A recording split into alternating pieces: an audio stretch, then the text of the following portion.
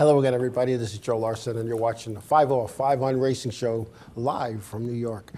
Hey, racing's winding down for most series. The top three still have a little bit left to go, and the touring series has one race to go with the modifieds. And this past weekend, I attended Riverhead Raceway here on Long Island, not because I wanted to sit in the rain and the cold, but because I wanted to see my good buddy Roger Oxy. Roger and Oxy and we go back, and this picture of Roger Oxy is the picture, and I'm the only one that has this picture of Roger climbing out of his race car for the last time. 62 wins over a 38-year span. You can't ask for a more professional, well-mannered race car driver. And I know he's been talking about retiring over the last couple of years, and a lot of people says, "Oh, is he really going to do it this time?" Yes, he is. The equipment is sold, and I'm not going to say who sold it to. If you know, great, but I'm not going to let the cat out of the bag, so to speak. But the equipment is sold.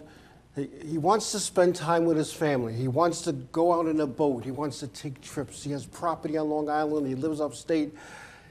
You come to a point in racing where you learn there's other things.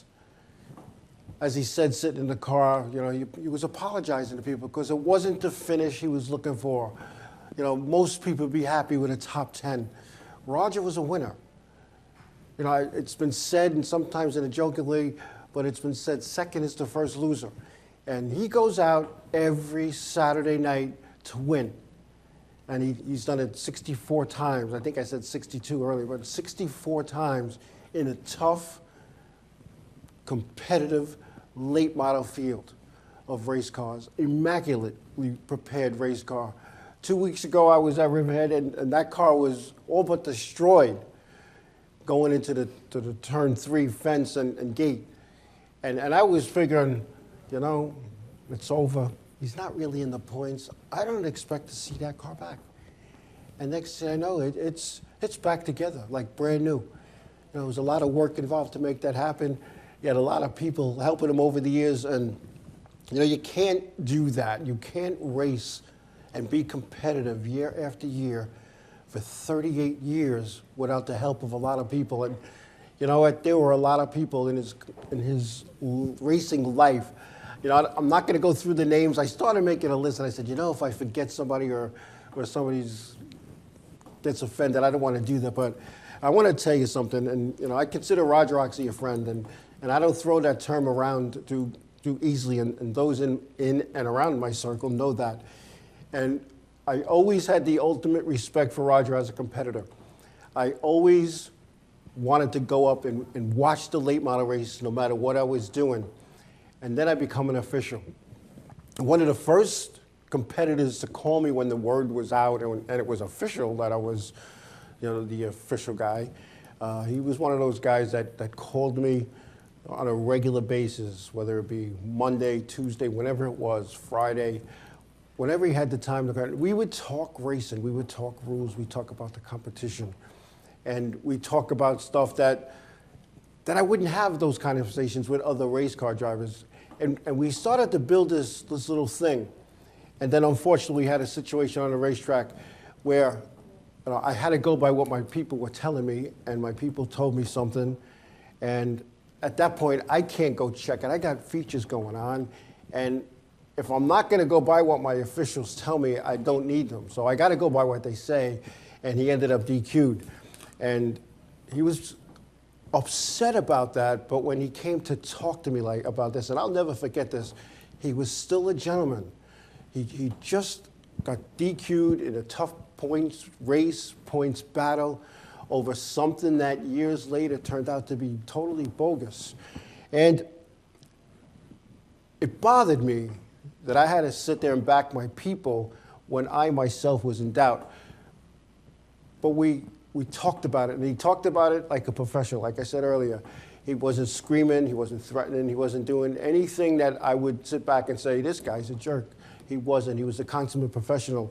And what he did, he called me during the week and he said, I'm going to show you guys what I could do. And the next week was a double lap double point 50-lap event that he not only smoked the field in, when he got out of his race car, he basically passed out. And more respect for this man. Roger, on behalf of Long Island Racing, thank you. Thank you for 38 years of putting on a show for us. Thank you for being the consummate professional. And thank you for being a friend, because you brought racing back to me. You know, you were the guy that would let me in his trailer after the racetrack didn't even want me there. Back in it with WJ and the Long Island, his website, myracenews.com, the contingent, hanging around your trailer afterwards, having some food, having some adult beverages. It was all good, and our friendship is still going to continue, as we spoke about on Saturday night. So again, thank you, Roger Oxy. Good luck in your future endeavors. Enjoy your children. Enjoy the grandchildren that are going to come before you know it. And give back some of that time to your wife, who sat back and let you pursue your dream. It's all good. It's all good. Anyway, yes, the Weekly Racing Series. The Weekly Racing Series has many, many tracks along the United States, Canada, Mexico. And it's not very often that a racetrack will retire a number. And I know there was some stuff and some talk on social media about, you know, every track should retire TC's number and this and that. And I sat back, and not to be the killjoy or the party pooper, but to play devil's advocate. If we retired as race car people and promoters, track operators, every number for every driver who either was killed in his race car, unfortunately, or met his fate through natural causes, or whatever the case may be, if we were to retire all those guys' numbers over the years, the race cars would have triple digits on them. So you can't really do that, and it's good to honor somebody in their memory. But the Stafford Motor Speedway, and I'll tell you a little story about this in a little bit, but the Stafford Motor Speedway in Connecticut retired Ted Christopher's number 13 this past weekend during their annual fall final. It was originally scheduled to be done the week prior, but the NASCAR Wheel and Modified Tour was up in New Hampshire, and many of their fans and some of their drivers would be at that event, so they held it to the fall final when they knew every driver that Ted Christopher had touched and every competitor he raced with could be there. Ted Christopher began his racing career at the Stafford Motor Speedway in May of 1983. And 35 years later, TC had 131 victories and 109 SK modified wins with 9 SK modified championships. And I'll tell you that, you don't normally see it, but as Jackie Arute Jr. said when he gave a eulogy, he said, a lot of people talked about how Ted Christopher made Stafford Motor Speedway. And Jackie Arute stopped short and he said, he didn't make Stafford Motor Speedway. He didn't build it. What he did is he saved it. We're all at the time, the modified teams were boycotting the racetrack, and this is Jackie Arute's words. They were boycotting our racetrack, and he goes, and as Jackie Arute said, my dad came to me and says, you got to watch this guy, Ted Christopher. He's going to save our racetrack. And he did. And, he got his share of boos, but those boos started turning to cheers. And people were filling the stands because they were going to watch Ted Christopher drive through the pack and maybe muscle some people.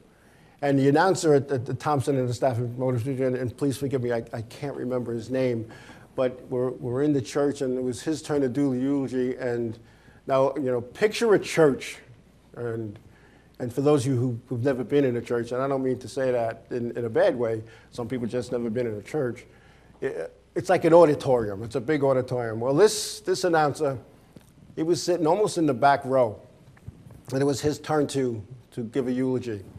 And he walks very slow, not because he wanted to be dramatic. He just walks very slow.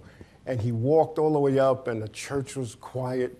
And he got up to the altar, and and he said, he goes, I apologize for walking so slow and taking so long to get here. He goes, but for one last time, I wanted to be like Teddy Christopher and come from the back to the front. The place erupted. And that's what it was all about. And those are the people that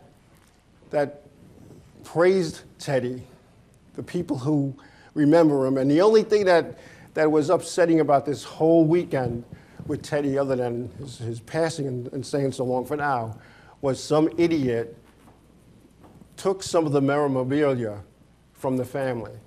There's pictures on social media.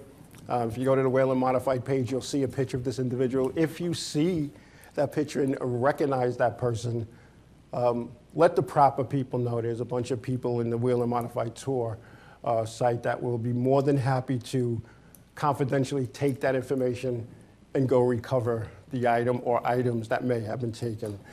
Anyway, God bless Ted Christopher. We're going to miss him. Good luck to Roger Oxy in his retirement. And we're going to take a break. We'll be back.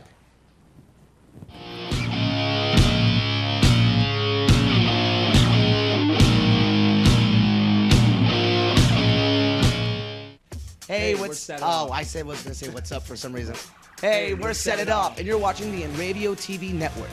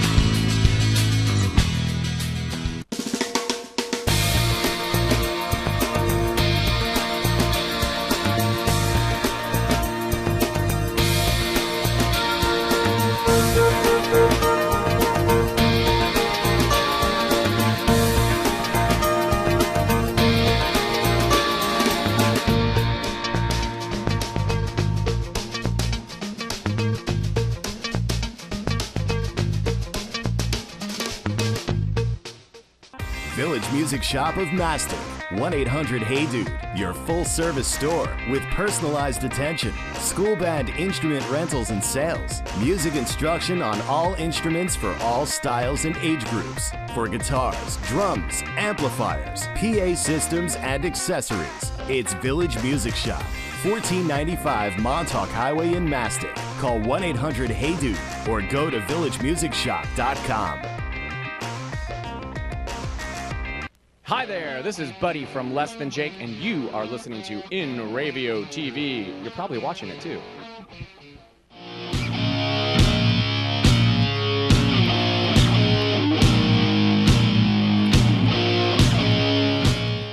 Hey there, welcome back. Welcome back. Yeah, we are sad to see Roger Oxley leave.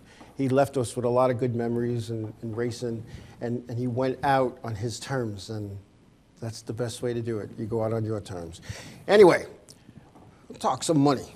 Let's talk money. Years ago, race winnings were published. Point fund payouts and checks were published. Tour money was published. Doesn't happen anymore.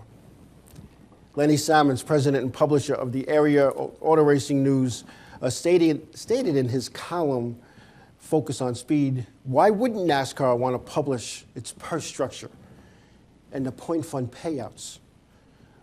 With less than full fields in all the series, and with a $55,000 in unclaimed purse winnings in the modified series alone, why wouldn't they publish that? Now, when you say full fields, and what do you mean there's unclaimed money? It's like, not that the driver didn't go pick it up, but if the race is scheduled to start 30 teams and 24 show up, the payout from 25th to 30th doesn't get paid, and the promoters and the track operators get to keep that money. Now, here are some of the bonus points that payouts that get paid out, and this is on average. Well, actually, this is every week. When you look at this, you wonder why wouldn't more competitors race? Because they're racing for an average purse of about $65,000 in the modifieds, which isn't a lot of money compared to the top three. But however, this is some of the extra money or bonus payouts that aren't included in the payoff that the race pays. Hoosier Tire East, as the lap leader, gets $800 per event. The fastest lap in the race, as calculated by the transponder or the computer, gets an additional $300. And the most improved driver, and that doesn't mean he did bad last week and he did good, it has to do with his finish. Where they started, where they finished, the guy who improved his spots, or girl, the most gets an additional $150. The point fund for the series, which pays the top 20, is over $1 million. The Coors Pole Award, fastest time in time trials, is $1,000. The Coca-Cola Move of the Race, which I'm really not sure how that's determined, I'll be honest, but that's $1,000. The defending champion, so the 2016 champion in 2017, gets $600 just to go in the pit gate and go through tech with the car and do one practice lap. The top rookie from the previous season gets $200. And this is per race, folks. So now when you look at this, and when you look at these numbers, you're like, why wouldn't more guys want to race that? Why would they race at the, and again, and this is no knock to any track in the country that runs tour-type modifieds, why wouldn't a race team want to go modified tour racing? If you look at just based on the entry blank payoff, not bonuses, not winning the pole or any of that stuff, just in payout, somebody has keeping track of this. 17 teams that currently run the tour have earned over $20,000 this year. In 2016, Doug Kobe earned $104,550, and in 2015, he made just under $100,000 at $99,275. And again, both of those earnings figures are for purse payouts only. Now think about this, you run 15 races and it's $600 a race. That's $9 grand just for showing up.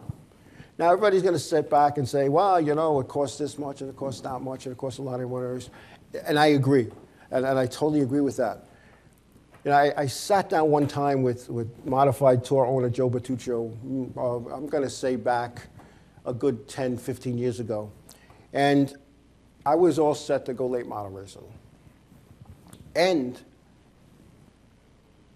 he calls me up and says, if next time you're in here, stop by. So I stopped by, we're having a little chat. And he goes, and he said it in a way that you knew something else was coming. He said, so I hear you're going to go late model racing. I said, yeah. And he says, I thought you were smarter than that. And I looked out. He goes, let me show you something. So he went in his office and at his place, and he opened the book, and he had the late model car that his brother ran and that won the championship. And he said, this is what it cost me. This is what we made. And of course, everybody knows, and 22 figure eight can tell you, you're not going to make money racing. And I looked at the numbers. Yeah, that makes sense. Then he went to the modified book. This is what it cost me, which is pretty darn close. And this is what it made. It was like 3 or 4 times more. And I sat back and I was like, I never realized that. And I always tell guys and gals that are looking to move up to another division, sometimes they go to a division that pays like 100 to win, and believe it or not, there are racetracks that have divisions like that. And they're going to move up to a division that paid 175 to win. And they thought, whoa, this is great. I'm doubling my money almost. And I said to them, what's your pit fee? What's the pit fee between a street stock guy and a modified guy? Well, at the time it was like $30. I said, and what does the fuel cost for the modified, and the other cost you got to buy track fuel. Well, it's like $10 a gallon for both, right? Yeah. And what does your license cost? Well, the license costs a little more, but there's a point fund that's a little bit bigger. So when you average it all out, if you're going to race in a top division at your racetrack or in a touring series if you're approved by NASCAR. And they sit back, people sit back and look at me like, wow, you know. When the guys say, I can't afford to run a modified. Yeah, you can. Maybe you can't afford to get a modified. That's a whole nother story. But if you're going to go buy race cars, so it costs the same to run. I've always said that, and I don't understand, like, I'm looking at these payoffs in the tour, and they don't run every week. They run a 15-week schedule, which gives you the opportunity, if you choose, to race other modified tour type events, which there are many now. They don't always have that. Didn't always have that. And 22 figure eight, you're right, the loss is still huge, even with a guaranteed, and it says $200 in your pocket, or in the case of the modifieds, I believe the minimum taking the green is $900 or $1,000. So when you go back and look at that, now, I've always said to people, treat your race team like a business, and what'll happen is you're gonna approach it in a whole different way. You seek out sponsors, and I'm not talking about, your sister's neighbor has a little gas station and he gives you $100, so you give him the quarter panel. The guy at work, his father's a plumber, so you give him the other quarter panel. I'm talking about bona fide, real sponsorship. And I was blessed over the years, and there's people in this chat room right now that will attest to this. I was not one of the best race car drivers around. I was not even a top 5 guy. I wasn't even the guy that everybody else was worried about beating him. I was the guy that people worried, how am I going to get around him? Yeah, I had some sparks of goodness and fun there for a while. But overall, I look back from 1978 to 1996 when I climbed out almost for the last time or got cut out. I had fun doing what I was doing. And I looked at some of these guys who were winning all the time and had championships, and I looked at their sponsors, and then, you talk, hey, you don't mind me asking, what do you get from that guy? Oh, he bought me a set of tires. Whoa. You had 18 races and he bought you 1 set of tires. I was blessed because I was able to get good sponsorship, and I never raced out of my pocket. I never sat there on a Friday night with my checkbook saying, all right, do I pay the electric bill or do I buy tires? I never did that. And believe it or not, there are people that do that. I knew team owners that took a home equity loan on their home in March, hoping to make enough money to pay that loan back at the end of the racing season. That's not the way to go racing. So because I never raced out of my pocket, whatever I got out of the payoff window was mine. Even when my daughter raced. My daughter, her best season in the points was 7th in the blunderbuss. That didn't pay a lot of money. And I think she was like 11th in the figure 8 points. Made a lot of money in the figure 8s, believe it or not. But when we look back, it cost us nothing out of pocket. And we did the right thing for our sponsors with the appearances and signing stuff and giving out information and showing that sponsor a return on that sponsorship dollar. And so those who just go to a racetrack and want to race, there's nothing wrong with that. That's all cool, because there's some people, and I've said this 100 times, some people have a boat, it costs them a fortune. I know what it costs my brother when I go out on his boat, because when we fill up for the fuel, I know what it costs for maintenance, I know what it costs for the docket, and this, at the end of the weekend, when he pulls back into his dock, he doesn't go to a booth and sign and get handed an envelope. I have friends who golf like all the time, go away for golf outings and tournaments, and at the end of the day, and they stop in the bar and have a couple of adult beverages, the bartender goes, oh, here's your envelope for your game today, that doesn't happen. So if you approach your racing as, I'm just going to do this for fun, that's great. Have the best fun you have. Some of my best nights of, well, when I finished last, but I drove it off the racetrack, I didn't come off on the hook. You know, but if you approach it like a business, those losses are not, you know, yeah, a boat is an acronym, bust out another 1,000. Absolutely, absolutely. So when you look at those things, and it all happens, and it's something that we all think about. I'm thinking a modified tour is where you want to be. And a lot of Long Islanders are starting to get that understanding, because half the tour drivers now are from Long Island, whether they're the drivers or the car owners. Something to think about. Anyway, something else to think about. The Spooky Walk at Camp Pawcatuck, Friday and Saturday, October 20th and 21st, and also Saturday and Sunday the 27th and 28th. It's $20 per person at the gate. All proceeds to the benefit the Camp for Special Needs Children and Adults. Located on Montauk Highway between Center Moriches and East Moriches, you take the Long Island Expressway to exit 69 South, or Sunrise Highway to exit 59 South. Go to the end, turn right, go to Montauk Highway, turn left. Brought to you by the Moriches Bay Squaws. So if you want to go have like a little spooky thing, get your blood going and your heart beating, this is the place to go. 2 weekends in a row. Check it out. Check it out. So anyway, speaking of money, you know, Saturday night, my hats off to the fine people at Riverhead Raceway. And I'm not here to give them a commercial, but I'm here to say this. It rained all day, torrential at times. It was cold. Most promoters would have pulled the plug.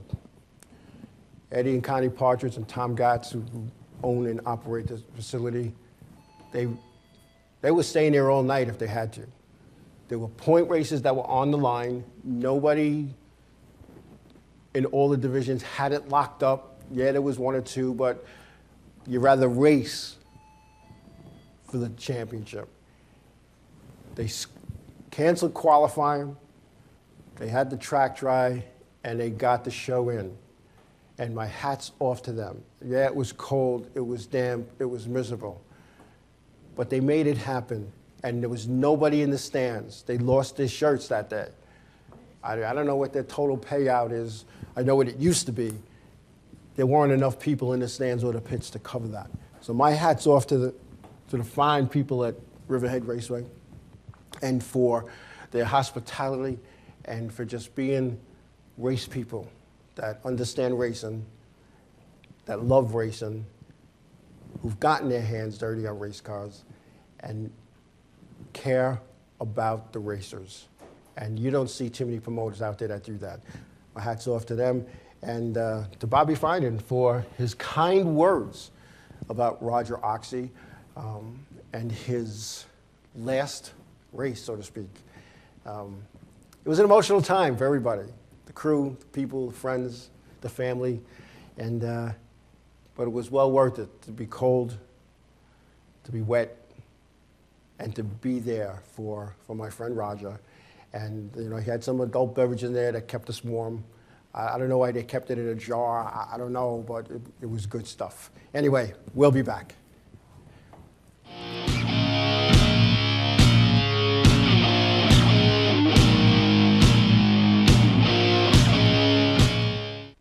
Hi, I'm Remington.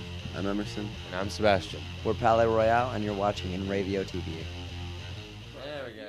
The world of advertising has changed. Radio, TV, and newspaper revenues have declined drastically. Why? Because businesses have realized that advertising return on investment isn't what it used to be. So what can we do about it? Well, that's easy. Advertise online. Own a local restaurant, real estate agency, or even a national retail chain? Whatever your business, Inravio can get your message out there, and we can do it at a fraction of the cost. Call today and see the difference for yourself. This isn't TV. This isn't radio. This is Inravio.com. Hey, this is Chris Les Jake, and if Inravio.com spots you at an event wearing this bracelet, they will give you $100.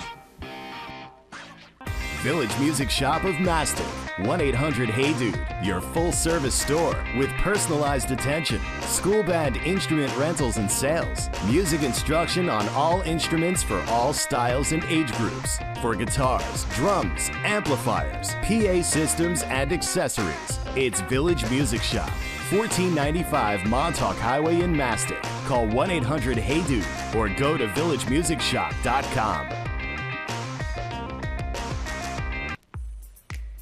Hi, this is Mike Jarecki from My Race News, and you're watching the Inravio TV network.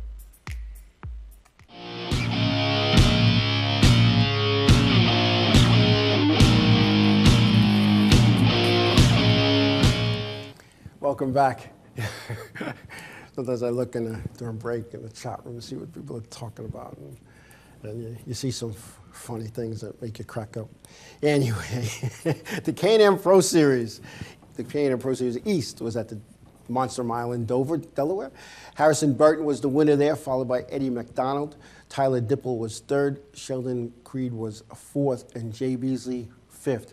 Enrique Baca was sixth. Riley Herbst was seventh. Colin Cabret was eighth from the pole. Ronnie Bassett Jr. was ninth.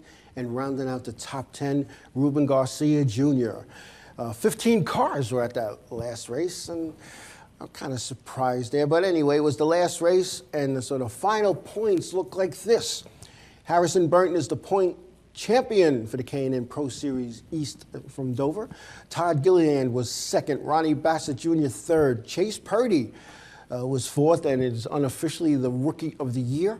Ruben Garcia fifth in points. The sixth place finisher was Chase Cabret. Jay Beasley was seventh. Dylan Bassett eighth.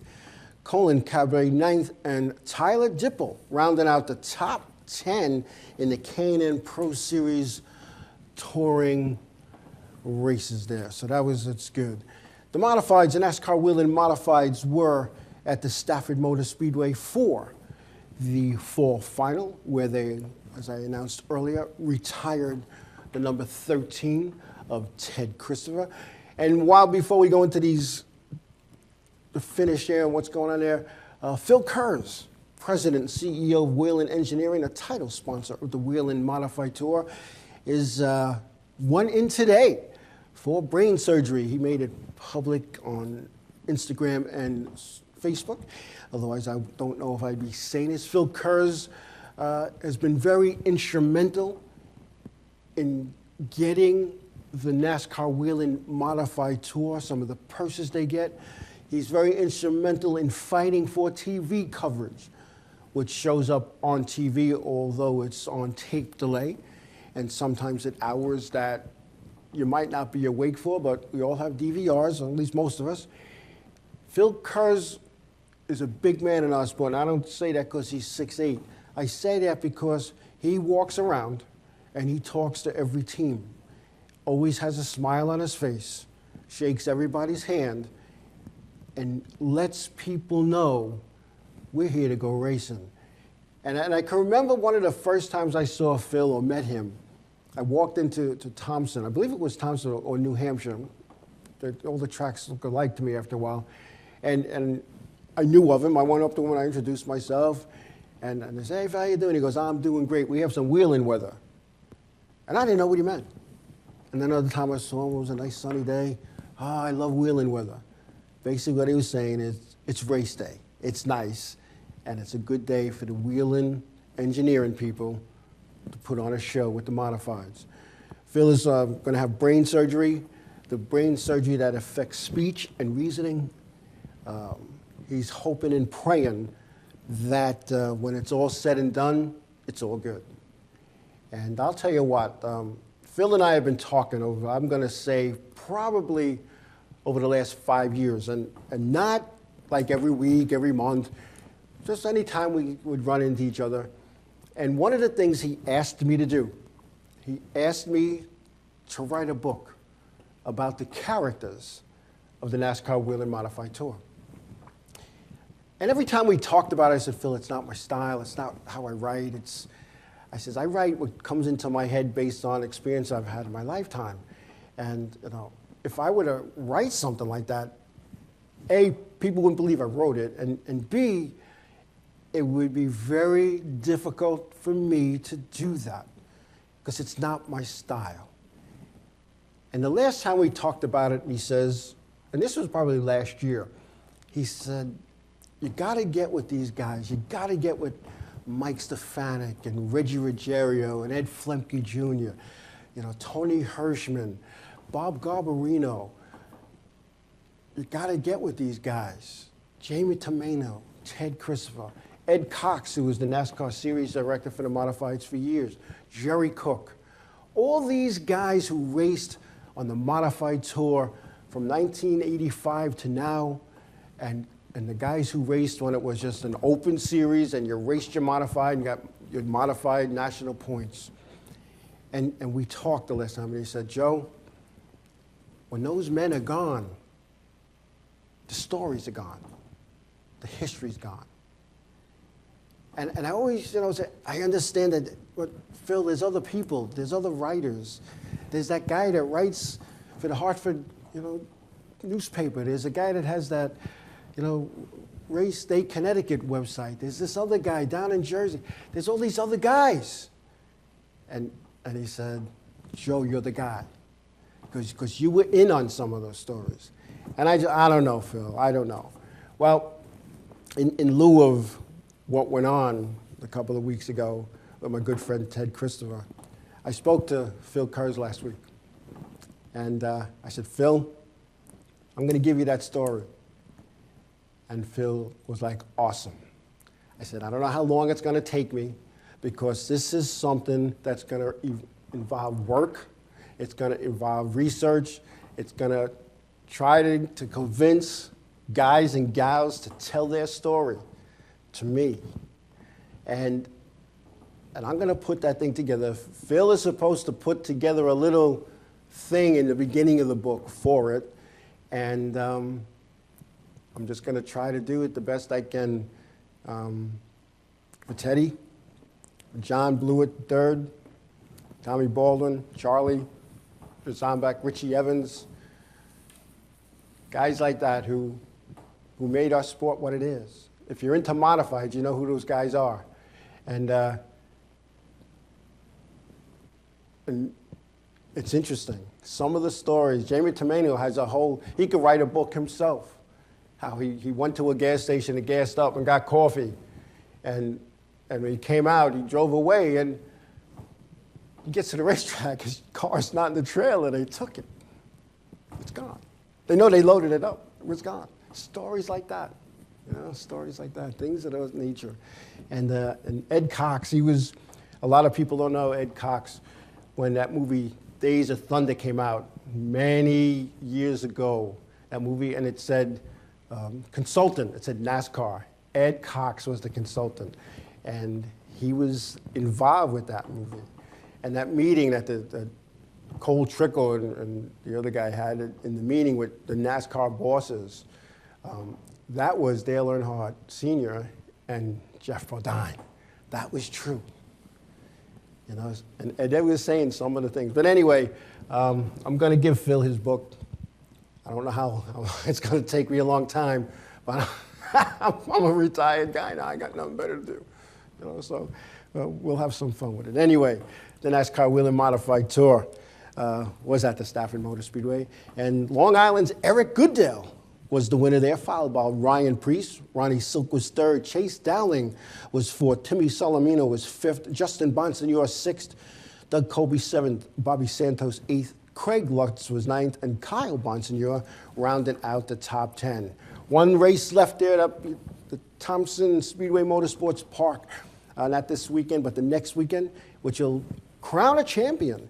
And I love when you go into a series and you're at the last race and you have three guys that are battling for this championship.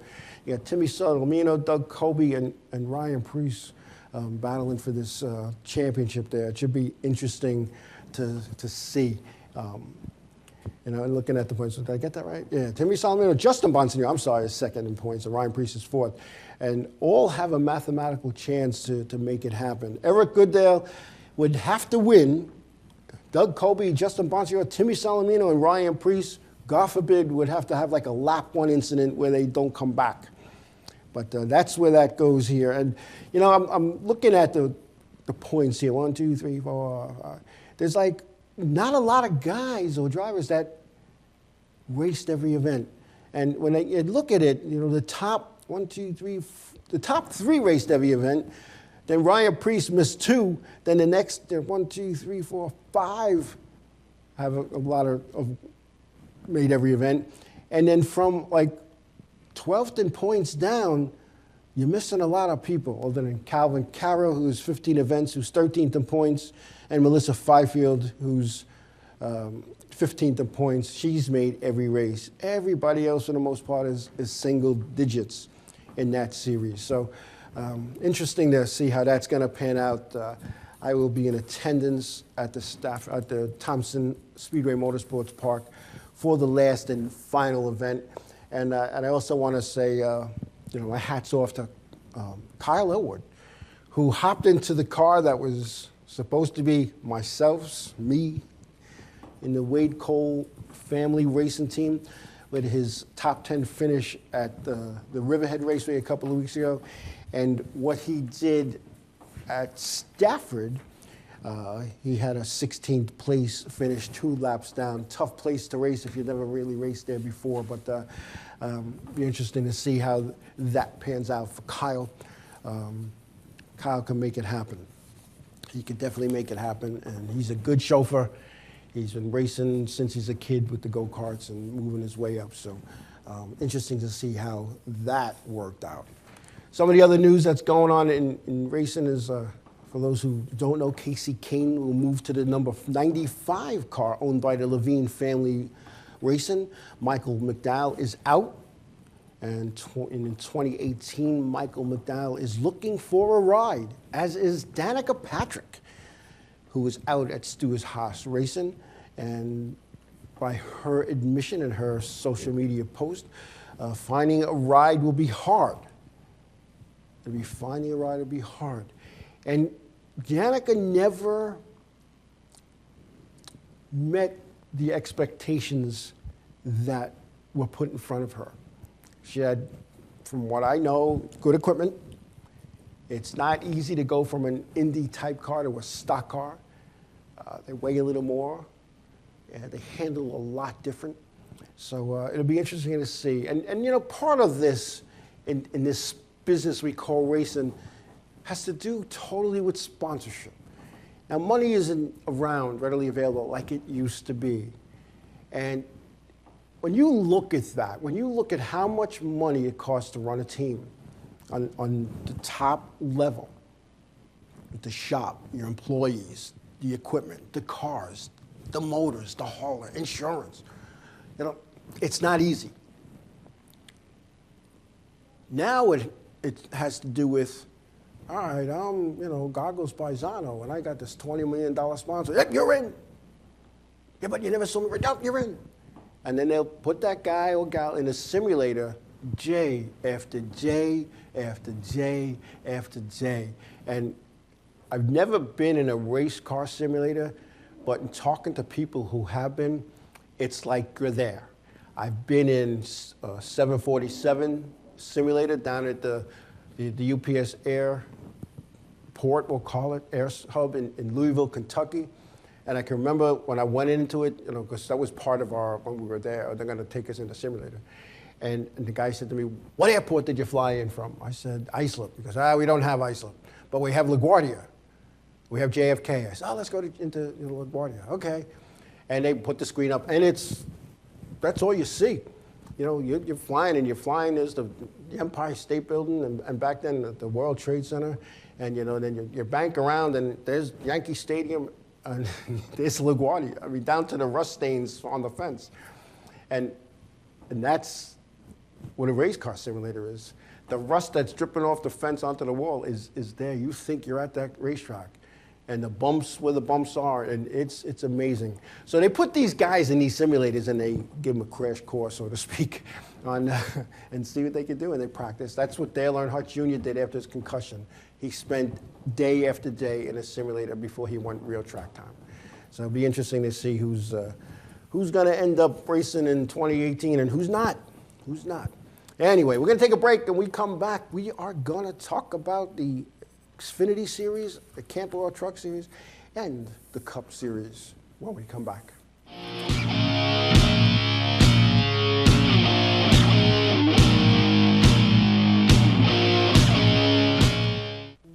Hey guys, this is Jibs from Ocean's 8 Alaska, and you're watching Inravio TV Network. Hey, I'm Raoul Panther. And I'm Commander B. Hawkins. And I'm Mark Dwelling. We're some of the proto men. If we see you without this bracelet, you get punched in the But if you have this bracelet from Inravio.com, you can win $100. Put one of these on, or else.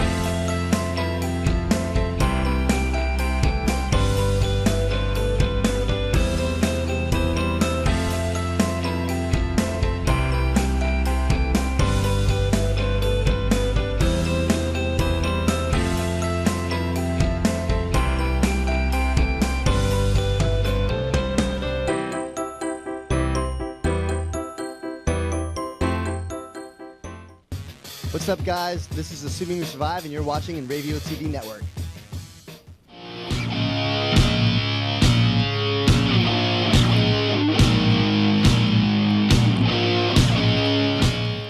Hey, welcome back. Welcome back. The Xfinity Series was at the Dover International Speedway in Delaware. Ryan Blaney was the winner there, followed by Justin Allgaier. William Byron was third. Daniel Hemrick fourth. Brennan Poole was fifth. Matt Tifft was sixth. Daniel Suarez seventh. Cole Custer eighth. Elliott Sadler ninth. And Brendan Gaughan rounding out the top 10. The Truck Series, the Camping World Truck Series, was at the Las Vegas Motor Speedway. And prayers to those in Las Vegas who were killed or injured in that senseless shooting. We can't make this stuff up. Anyway, Ben Rhodes was the winner, followed by Christopher Bell. Chase Briscoe was third. Austin Cindric fourth. Kaz Gralla was fifth. Cody Coughlin sixth. Matt Crafton was seventh, followed by John Hunter Nemechek in eighth. Grant Enfinger ninth, and Johnny Sauter rounding out the top 10. In the Cup Series, the playoffs, another round is over. Out, Dylan, Kane, Newman, Kurt Busch. In, Martin Truex Jr., Kyle Busch, Kyle Larson, Brad Keselowski, Jimmy Johnson, Kevin Harvick, Denny Hamlin, Ricky Stenhouse Jr., Ryan Blaney, Chase Elliott, Matt Kenseth, and Jamie McMurray. The next three races will eliminate four more, leaving 8 drivers available for the final, or the next round, I should say, in the playoffs. The Cup Series. Kyle Busch was the winner. Chase Elliott second. Jimmy Johnson third. Martin Truex Jr. fourth. Kyle Larson fifth. Clinton Boyer was sixth. Dale Earnhardt Jr. was seventh. Daniel Suarez eighth. Jamie McMurray was ninth. And Brad Keselowski rounding out the top 10. In the Formula One Malaysian Grand Prix was won by Max Verstappen from the Netherlands. So I don't know how those guys do it. The NHRA Top Fuel winner, and they were at Madison, Illinois. The Top Fuel winner was Steve Torrance. The Funny Car winner, Ron Capps. The Pro Stock winner was Greg Anderson, and the Pro Stock motorcycle was Lee Tanglot. Oof, a lot of racing going on. A lot of racing going on.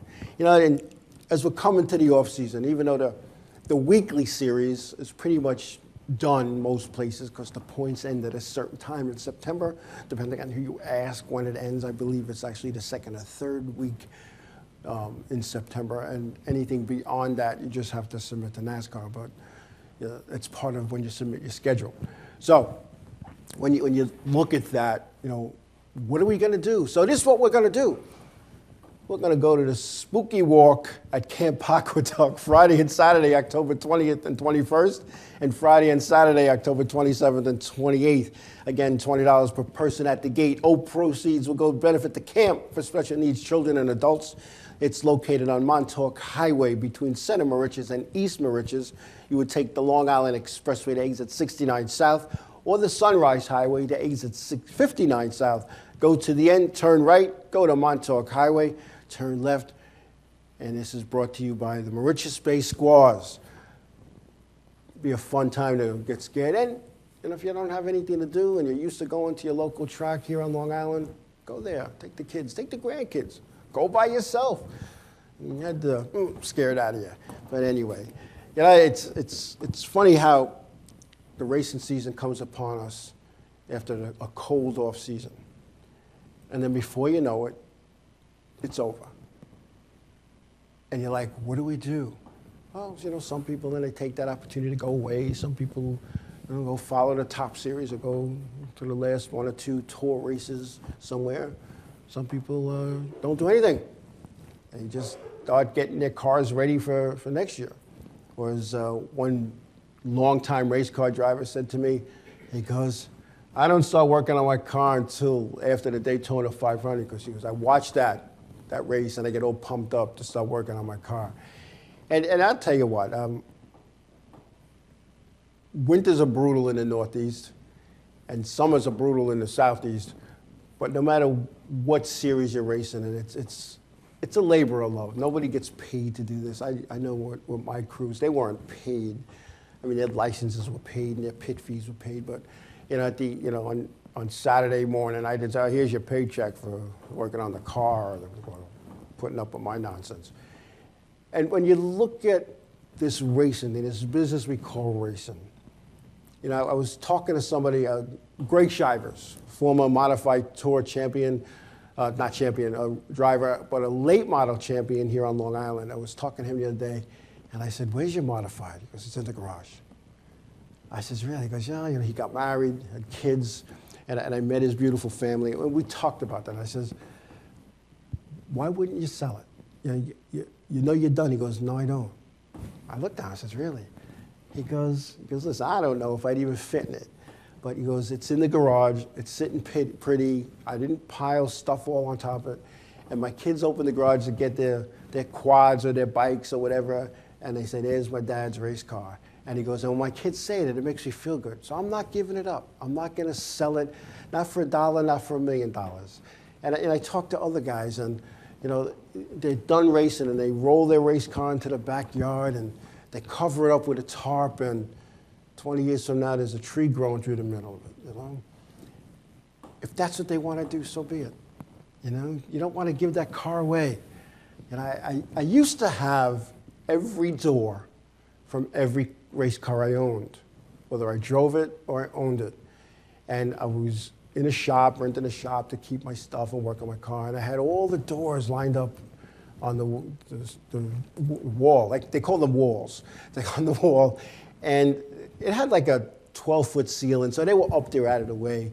And unfortunately, the person who had the shop was evicted, and and instead of giving me like a heads up, this is what's going on, when I went to get my stuff, it was all gone.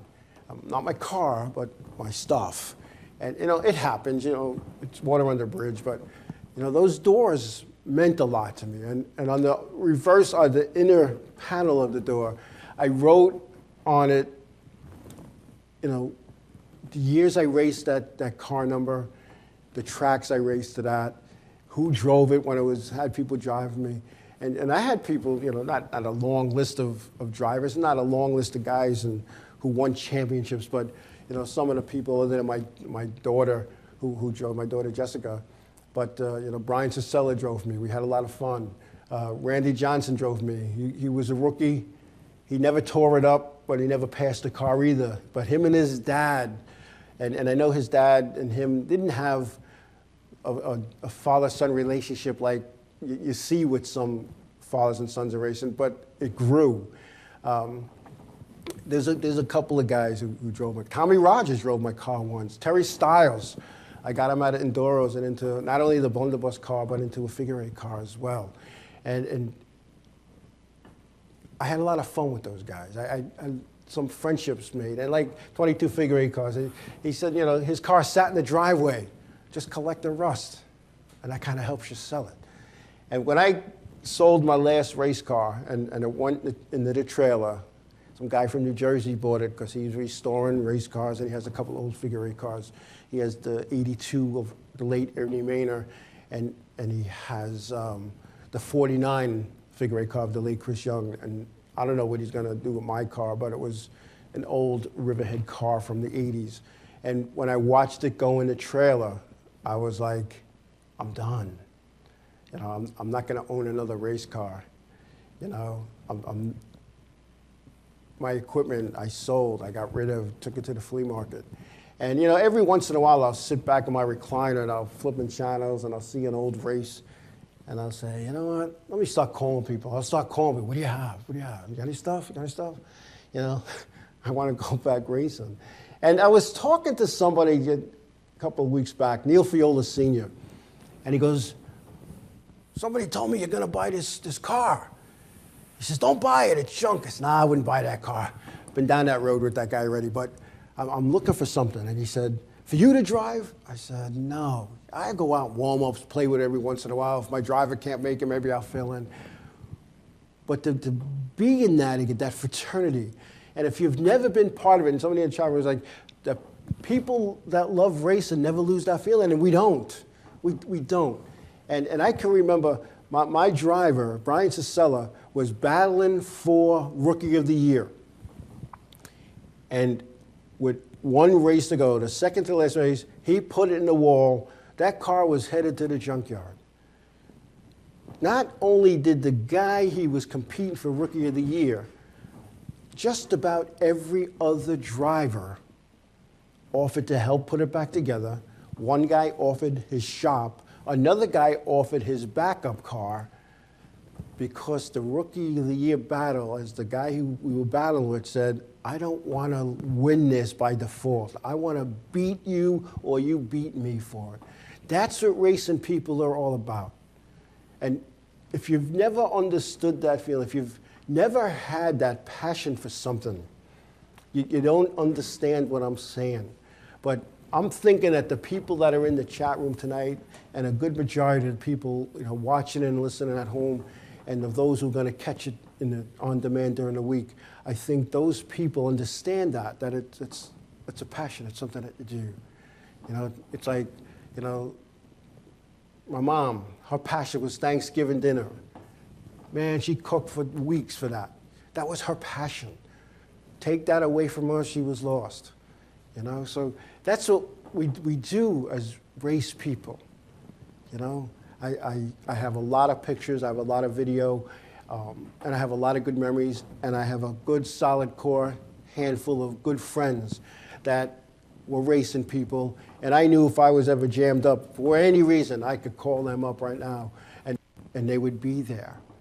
The people that you meet in racing, they leave a mark on you. They do, they leave a mark on you.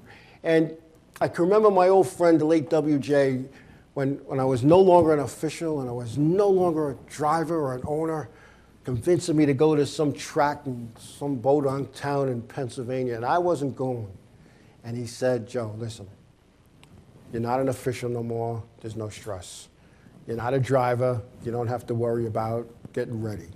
You're not an owner, you don't have to worry about the guy who wrecks your car, getting it fixed. You're gonna sit in the stands, we're gonna freeze our butts off, and we're gonna watch some good racing. And that man got me back into the fan side. It took me a long time to not watch a race like I was an official, because I'd watch the race like this.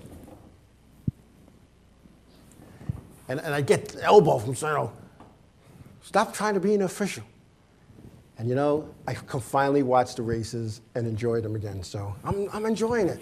Anyway, we're gonna wrap up.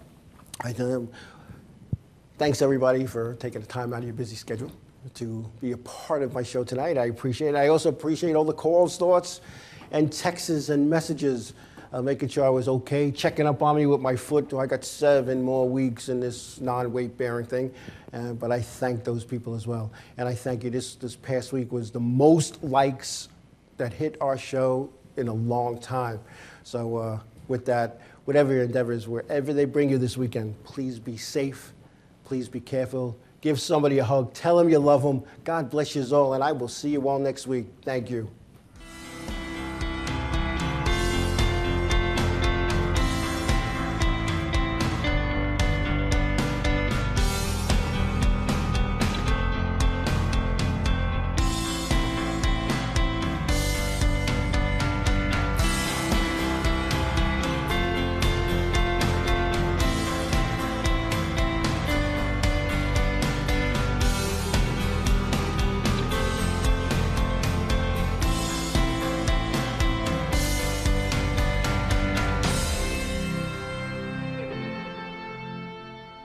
Inravio.com.